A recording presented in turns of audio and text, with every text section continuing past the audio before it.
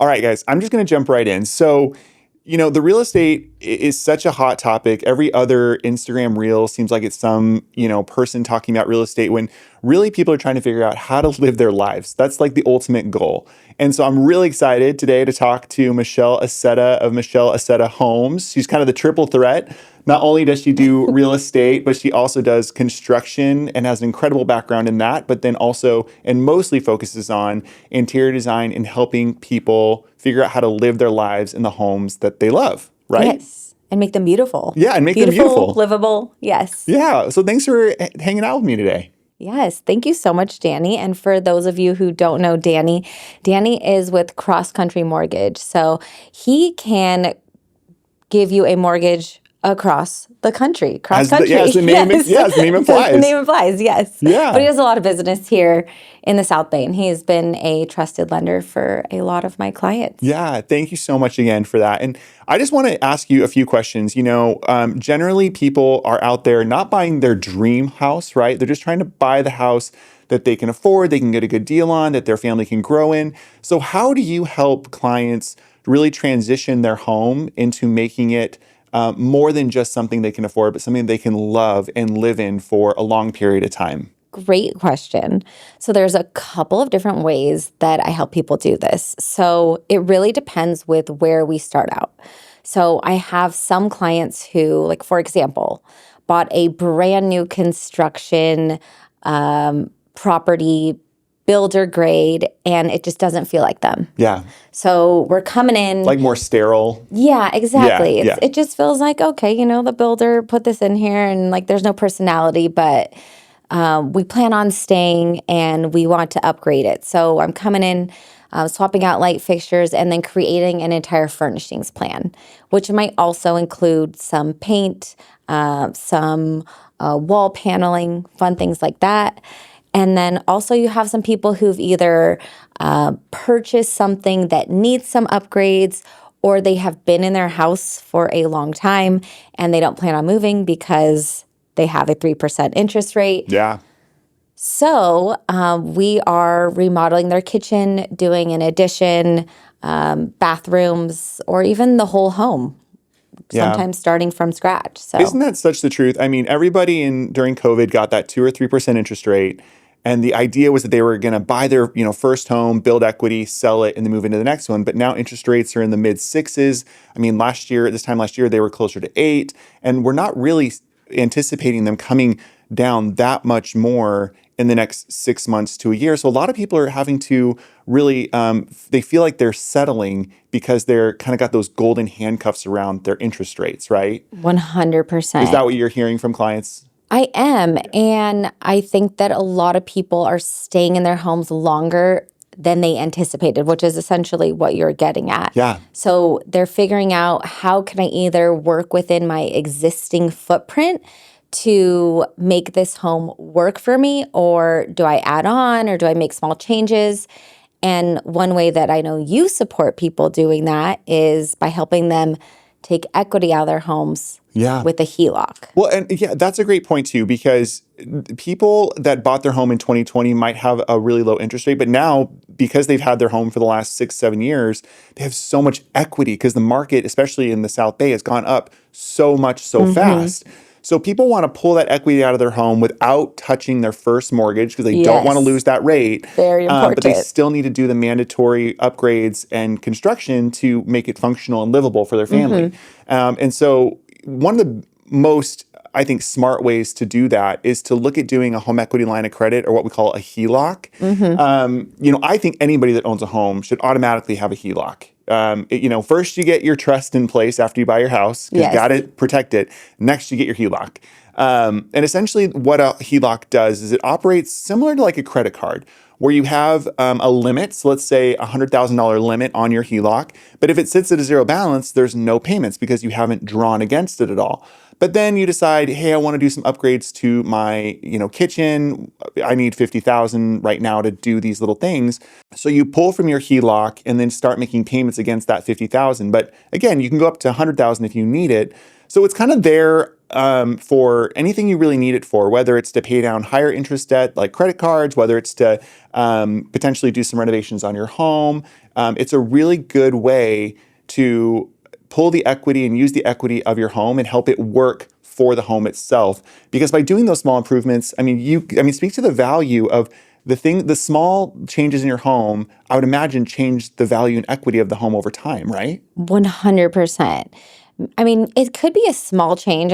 The way that I got into interior design is I started off helping homeowners make high return on investment improvements to their homes. So that would be paint, light fixtures, sometimes flooring. And the difference between what they would have sold for and what they sold for was massive. It's crazy what a coat of paint can do, right? Yes. And that's something that homeowners can do if they're staying in their homes as well. If you are looking to stay in your house, making an upgrade to your kitchen or bathroom not only helps the resale, and yes, we want to help our resale. And I am very resale minded because I have a real estate background. But most of all, I want your home to support your life and how you live. And I start off with every single client asking probably more questions than they want to answer. But I'm digging in, trying to just get to the depth of how are you living in your house? What habits are you looking to create? And how can the flow of your house, how can the redesign of this house support how you want to live and how you want to live more healthy? I love that because here in the South Bay, we have a lot of young families. Myself included, right? When my wife and I bought our first home, we had one kid. Now we have three. And trying to figure out how to change the home so that it can still function with a growing family. It changes every season, it feels like. Every time there's a transition in my kid's life, it's like our home needs to transition as well, whether it's kids sharing a room and now going to an independent room situation. So what are some things that you work with or questions that you ask here in the South Bay that help families make their living space more functional? I'm asking them where they're gathering, how they're gathering, for families, where are they doing homework? How are they usually entering into the house? So it's one project that I have a project in Manhattan Beach, right? And so I was working on the kitchen with her, and I was brought on this project early, which is great. And the plans, when I asked her some questions, which I don't know if I'm doing a good job of answering what questions I'm asking, but I'm forgetting them. So anyway, but what I learned was that she wanted a pantry. And for moms, a pantry is huge, right? A pantry is huge because don't make a mess in my kitchen. Yeah. Just get out of here. Totally. Your snacks are over there, right? Yeah. And another mom, we had a pantry, and then I put a snacks shelves on the hall, the entryway to the pantry. So it's the kids don't have to go all the way in there, right? Yeah. So these little things are how do you come in? And I'm asking mom, okay, you're going to come in, you land in your kitchen, but where are you going to put all the kids' stuff? Let's instead put some built-ins so that we can unpack and put the kids' backpacks and things so that your kitchen is no longer chaotic. Yeah. A lot of my job is I'm trying to reduce the chaos, visual chaos. Oh my gosh, yes. Right? And I feel it's not only the moms, Danny, you know this, it's the dads. Yeah. The dads too, they are exhausted. Their nervous systems are firing, and they're coming in their living rooms and they're seeing all the chaos of these open shells. And I'm let's change this orientation so that this is a special space that you can come in and relax your nervous system. And if it's chaos everywhere else, because there's going to be chaos of course. somewhere. Yeah. It's okay. At least you have this moment of, right. Yeah. So a minute ago, you had mentioned being brought in early is good. So when is a good time for someone to engage with an interior designer? At what point of the process is it helpful to bring you in? The earlier, the better. Okay. When someone is doing an addition and they're putting their plans through the city with their architect, or maybe they're just working with an architect, if you can bring the designer in earlier, it's so much more beneficial because I'm able to take those nuanced lifestyle ways of being and translate it into your floor plan and give you things that you At this point, probably don't even know that you need or want, but I'm asking so many questions to go, oh, okay. Yeah. Let me change this. Let me give you a bigger walk-in closet that you didn't know that you could have or would actually impact your floor plan. That makes a lot of sense. I think some people feel like they have to have the floor plan dialed with the architect before the designer comes in, but I can see what you mean. It actually makes more sense in the opposite to bring you in before the architect so that you can help. And I think you're pretty unique too, because Thank you you. have such a strong background in construction. So you understand not only how to make things look aesthetically good and flow, but the actual concrete design and the construction work of the project. Can you speak to your background a little bit in construction and what makes you Yeah. unique as an interior designer? So I actually studied construction management. I was one of 3 girls in my graduating class. I love it. I I graduated think I with saw the picture, the pink yes, construction pink hat, right? hard hat, Yes. bedazzled. Of course. Cal Poly Slow. Woo. Yes. And then I actually spent the beginning of my real estate career selling new construction homes. Oh, And so those were really long projects. They were super fun. And I helped some of those homeowners make the design choices and also like walking the job, making sure that it would look how it was supposed to be. So that was really fun. And the great thing is that when I look at a set of plans, I can work with the architects and engineers because I know, oh, that's a shear wall. Oh, I can't mess with this wall. Or if I even have a client come to me and I'm walking just their home and they're saying, hey, can I put a door here? I'm like, there's an electrical panel on the other side of this wall and there's an HVAC return vent. The dollar signs to put a door here when I can put it somewhere else, way more cost effective to put it over here unless, it's going to make a huge impact, but you're going to spend a lot of money. it's so beneficial. The interior design space is pretty female driven.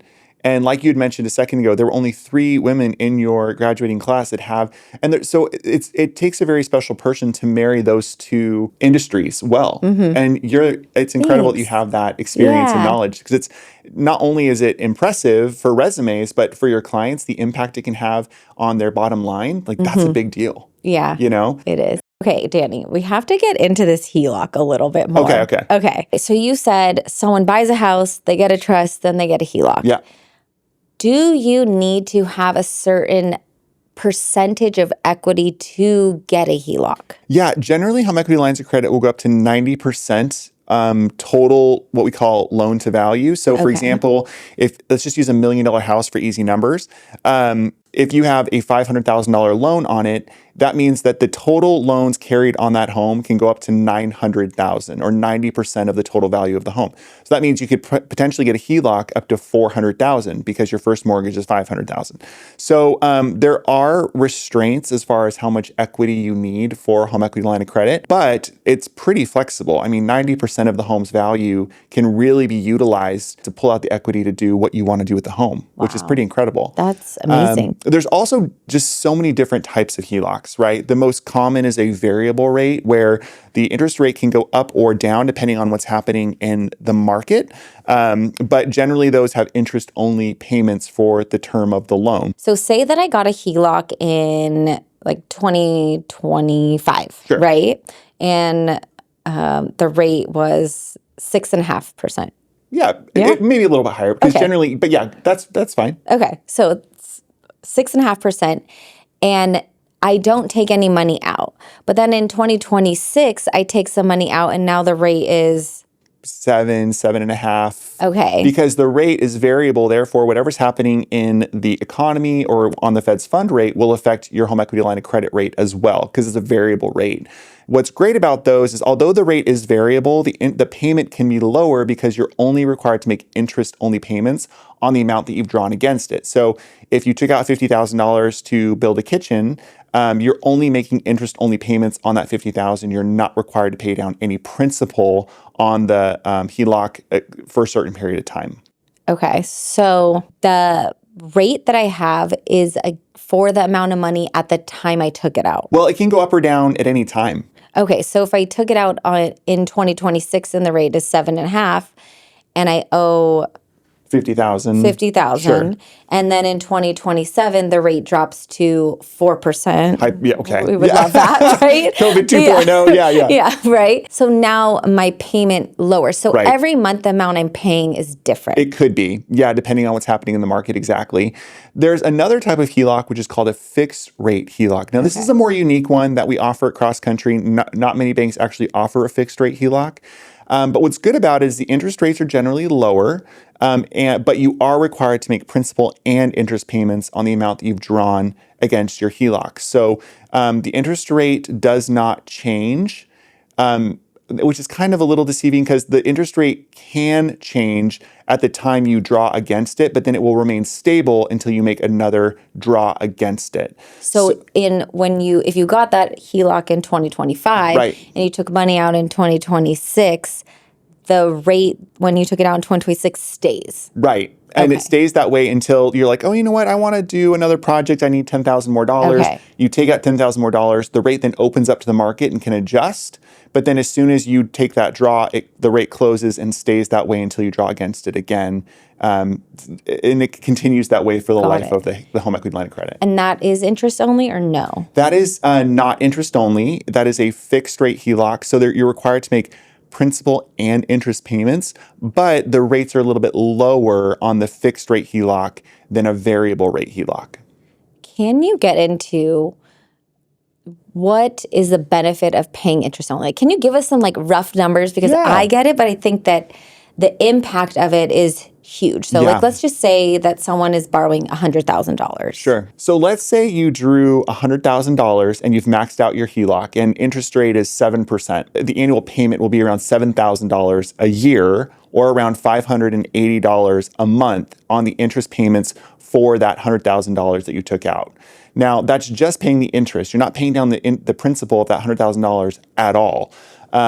So it's pretty beneficial because credit cards or other types of consumer debt is going to be much higher interest rates than the 7% that we are using as an example on the HELOC. So that's kind of the numbers on it and how it can kind of work towards the benefit of the client.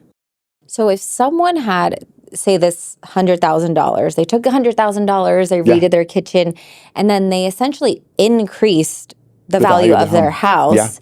And over time, they're just paying $7,000 a year. Right. Or $580 a month. So even if they were to do that is there a certain time that it? Yeah, so there is a draw period. Usually it's around 10 years that you can continue to pay interest. And then after 10 years, the bank's like, okay, you've had your fun. It's time to pay back some of the principal. But what we do in that case is because the equity of the home has grown so much, we'll generally do a consolidation refi where we'll integrate the HELOC into their first mortgage and then make it all one payment over time. So we'll do a refinance to pay off the HELOC and close it out. Got it. Cool. Yeah. Okay. And now can we talk about new construction loans? Yeah. Okay. Yeah. So I'm curious, for me, I recommend bringing on a designer early when it comes to new construction remodels because we are essentially putting together the package of what is going to be done.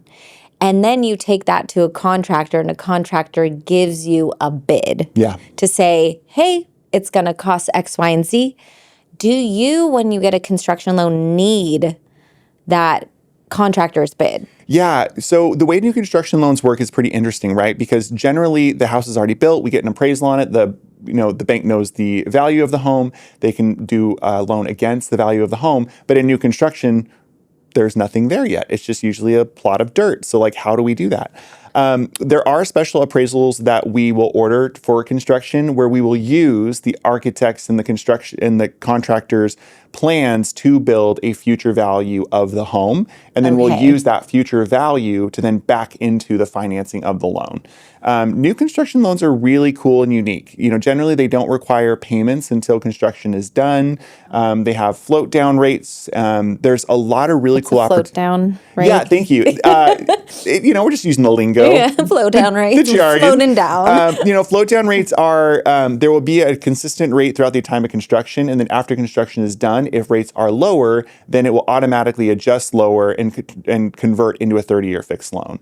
Yeah, it's pretty cool. We should float down rate a little more often. We should float it. Let's just float it. Right. Float it down the river. Down, yeah. New construction loans are, I think, really underutilized, but really beneficial for clients because they don't understand the benefits. Same with renovation loans, right? Like there's opportunities for clients that want to buy a house that may be the worst house in the best neighborhood. So they know that they want to do some construction on the home. And we can actually give them the money up front at closing to do that renovation, which is beneficial. So instead of doing a HELOC later, we'll give you the money now. Oh, and you get the full amount? Yeah. Okay. Yeah. In that case, similar though, we need to see the plans. We need to see the permits of what you plan to do. What's the future value of the home after the construction process is done. So those type of loans can take a little bit longer to put together because we do need all these pieces of the puzzle. But it's pretty beneficial for the client because they get the money they need to build the home they want. Yeah. We're all about building the homes we want. Right. And what do you guys say? It's like buy the worst home in the best neighborhood. And this helps turn the worst home to the best home in the best neighborhood, Yeah.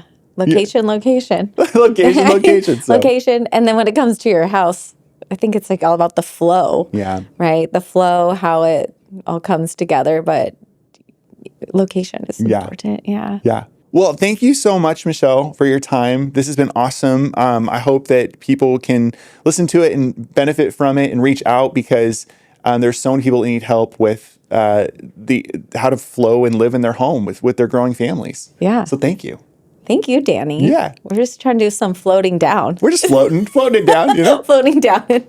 And you're a fantastic resource, obviously, if people can't tell, for anything when it comes to lending. So whether it's a new purchase, construction, HELOCs, renovation, all of it. I got it all, yeah. Yeah. So thank you. Fantastic to work with and always super helpful. Yeah, thank you so much. Thank All right, you. bye, guys. Bye.